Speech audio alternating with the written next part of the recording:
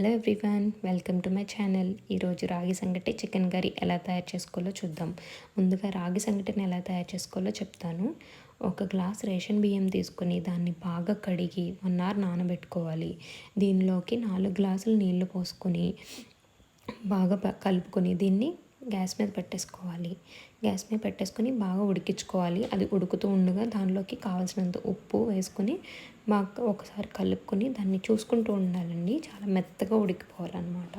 అది బాగా మెత్తగా ఉడికిన తర్వాత ఏ గ్లాస్తో అయితే రైస్ తీసుకున్నారో అదే గ్లాస్తో రాగి పిండిని తీసుకొని దాంట్లో వేసేసుకోవాలి.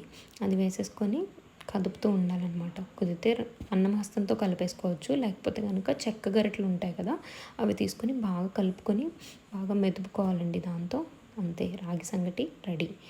దీంతో చికెన్ కర్రీ ఎలా తయారు చేసుకోవాలో చెప్తాను. ముందుగా ఒక ప్యాన్ తీసుకొని దాంట్లో ఒక 2-3 స్పూన్స్ ఆయిల్ వేసుకొని అది హీట్ ఎక్కిన తర్వాత ఒక 2-3 ఉల్లిపాయలు కట్ చేసుకొని వేసుకొని ఫ్రై చేసుకొని దానిలోకి 4-5 పచ్చిమిరపకాయలు తీసుకొని వేసుకొని అవి కూడా ఫ్రై అయిన తర్వాత టొమాటోస్ వేసుకొని ఫ్రై చేసుకోవాలి.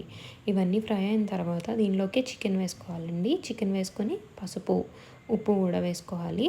ఉప్పు కూడా వేసుకొని దాన్ని ఒకసారి కలుపుకొని దీనిపైన మూత పెట్టేసి అలా ఉడుకుతూ ఉంచాలండి.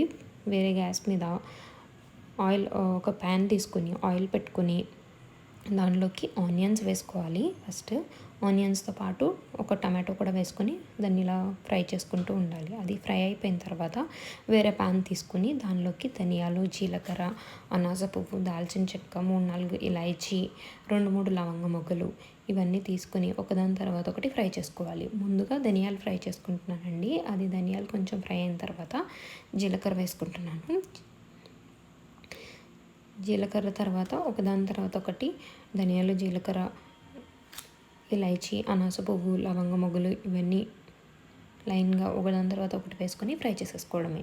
ఇవి కొంచెం ఫ్రై అయిన తర్వాత ముందుగా ఫ్రై చేసుకున్నాం కదా ఆనియన్స్, టమాటో, అవి ఇందులోకి మార్చేసుకొని ఇవన్నీ ఒకసారి కలుపుకొని దీనిలోకి ఎండుమిరపకాయలు ఒక 4-5 వేసుకున్నానండి. మీకు ఇంకా కారానికి కావాలనుకుంటే ఇంకా పెంచుకోవచ్చు.